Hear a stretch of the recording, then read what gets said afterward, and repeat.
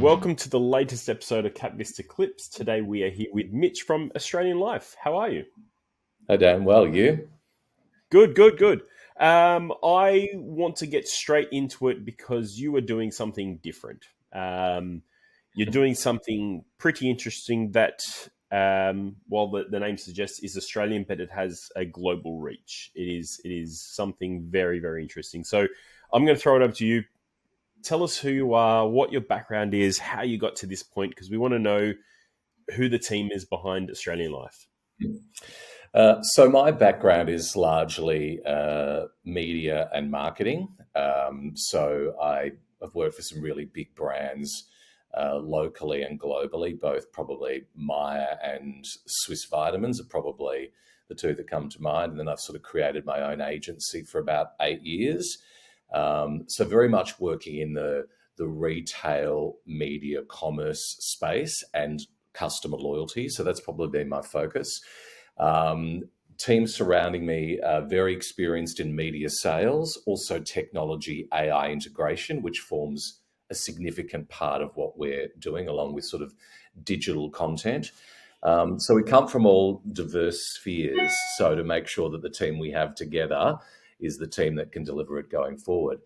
How we got to this point, back in 2020 when the pandemic first hit, myself, like many people, particularly in the marketing sphere, basically saw the tap turn off straight away, literally turn off straight away. So I kind of came up with this concept that there was a real opportunity at that stage to support local products. So we saw very quickly how reliant we were unnecessarily on other countries when something goes wrong. Now, if that ever happens again, we don't have that fallback position. We need to be able to rely on ourselves. So it really kind of spawned the idea of creating a go-to destination to purchase Australian products. That was sort of iteration number one.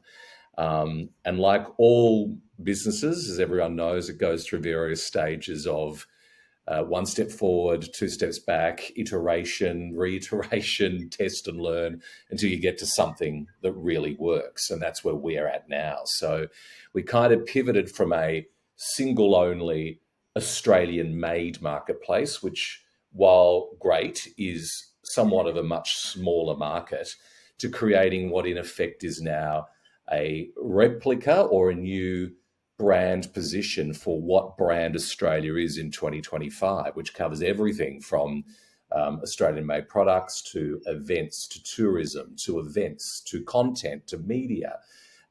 Literally what is the new Australia of 2025. Yeah, amazing. A lot of people, especially if we're here, domestically, they don't realize, the quality of product and the global standing where Australian products are. They are highly sought across the globe, and I don't know if it's programming. I don't know what it is, but as Australians, we tend to grab,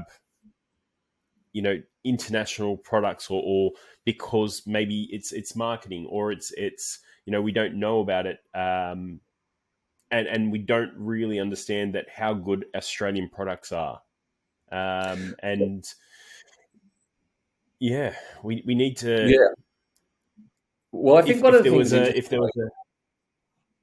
Yeah, I think one of the interesting things is if we look back, I'm old enough to know this, but in the 90s, Australian made had a huge pedigree to it locally. We, in the same way that we might have purchased international brands in 2025 as kind of a badge of honor, for a luxury brand, for example, in the 1990s, that was Australian.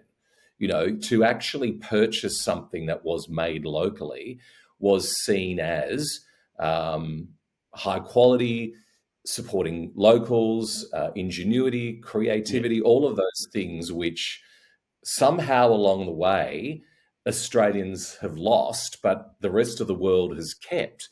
I mean, I think the classic example that people always say is, sometimes to make it big in Australia, you have to go overseas for people to realise how good you actually Exactly. are. And I think that is certainly applicable to what Australian life is achieving. We are the envy of the world. How Yeah. much people love Australians and love Australia, but there isn't really anything now that reflects what Australia is in 2025. It's not, fluffy toy kangaroos and things like that. We're a highly sophisticated, educated Mm. uh, society that produces extraordinary products, has some of the best food and beverages in Australia, some of the Yeah. best real life experiences you can have in the world. So there needs to be that reflection of what brand Australia is in 2025. Yeah, and I think a little bit was highlighted when Donald Trump got into power and started putting tariffs on everything, and the figures came out on how much beef we export to the US, Yeah. and a lot of people didn't realize that Australia produces the best quality of beef on the planet. It is sought by everybody, and we take Yeah. it for granted. We certainly do. And I think the other part of that is amongst all of this kind of, for a better word, trade war with, China and Mm. Russia and America and all of that sort of stuff that's going on. There is that political stuff, but what we're focusing on is the actual cultural business relationships. And we Yeah, have yeah, such strong relationships with all of those countries on a trade sense. As you say, people want our beef, yeah, people want our skincare, people want our health and wellness products. People, want our wine and beverages. So hmm, we are literally, parking aside what, is clearly a very challenging time in the world, is an opportunity for us to create a business which is the one-stop shop for everything to do with Australian life. So yeah, whether it's you and me wanting to do something, or buy something, or look at an interview, or book a special offer, or get a discount somewhere, or whether you're coming yeah. from overseas here, that's sort of what it is. It's Australia in 2025 and beyond. Okay, so walk me through what the business is. You have your magazine, and then what? Tell me about the offering. So I think the best way of sort of putting it is we had two phases. So we've kind of gone to market, which we launched this week, which is our first hard copy magazine. So we've done an exclusive deal with all 1,100 IGA stores across Australia, which is fantastic. So we're an especially curated point of sale activation at every point of sale at an IGA, plus newsagents and WH Smith at the airports. So that for us was really about building a brand. So people go, okay, this is step one of what Australian life is. And I think the thing that people, forget about is that since COVID, print magazines are significantly on the rise. You've seen brands like Cosmopolitan, Elle, GQ all come back in a print form. Obviously, still a digital form, but also that hard Hmm. copy thing, because it is a scarcity. So we have this ability to create a very premium view of what Australia is. But that is step one. Step two for our evolution is then growing what Australian life means, which is, a global content series, a global podcast, festivals, events, markets, B2B platforms for Australian businesses to support their growth. And one of the key things I'm particularly proud about with the magazine specifically is that $1 from every mag goes to a new fund that we're creating, which is to create a system for grants for businesses to be able to apply each year for product innovation or marketing or training, things that can help them grow their business to a global platform. Amazing, amazing. So you mentioned IGA. That's a huge opportunity, Yeah. as well as WH Smith, which is at every airport. Um, that is very exciting, because it's partnerships like that are hard to achieve, and you've been able to achieve it. I So might, I might what give does a concept of you've that. got? I might give a concept of that because I Yep. think where this is interesting is most people would think that would take years to get that happening, which of course it does. For us, we only presented this concept to IGA and Metcash in May this year as a concept. We were on shelf on the 8th of September. So that is Wow. producing a hard copy premium, working out logistics, Yeah. printing, all of those things. So that appetite is there from day one, So that for us is a massive achievement. This was not a year. This was literally 3 months. Wow. That's unheard of. Uh, Really, that's unheard of. Okay, so you've got the magazine, you've got the digital aspect of it, you have a large subscriber base of brands and customers. You're growing this. What does the next 12 months look like? What do you want to achieve in the next 12 months? Well, I think, yeah, that's a great question because I think from what we've seen to date, we can grow extremely quickly. I mean, we've sort of almost, in some respects, we've gone in reverse. We've actually got national distribution before we've kind of even started that kind of raise, Mm, because the concept was so good. So the last sort of year, 18 months, where we sort of started as a digital edition of the mag and tested and learn. So at the moment, we're running a current digital campaign, which is a subscriber campaign. We're currently getting subscribers for 35 cents per subscriber, which again, wow. unheard of. So that sort Yeah. of buy-in is there. We've got well over 40,000 consumers signed up to our database, which is fantastic, with great information on those people. And then part of that is also 2,500 small businesses who have registered with us. So, wanting the alignment of coming to us to help them grow. Mm, They don't know how to grow. They haven't got the experience or the resources or the ability to be able to do that. So we've created this platform that gives them that opportunity to compete with the big brands of the world. wow. Amazing. And then you're raising capital. Tell us about your raise, how much you're raising, what's the use of funds for?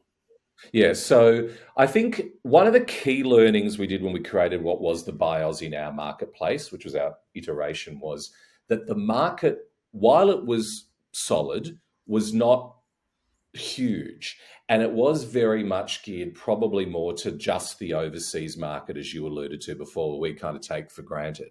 Mhm. So if we'd have looked at just the Australian made campaign, so our total addressable market was around the $49 billion mark, taking on sort of all of those key metrics that's used for the Australian made green and gold campaign, for example. So what we've done is then expand that out to kind of include rather travel, tourism, adventures, accommodation, plus hospitality. And then that kind of grows our market up towards $300 billion tab. So that was where we've kind Yeah. of learnt what it is that people need and what people want.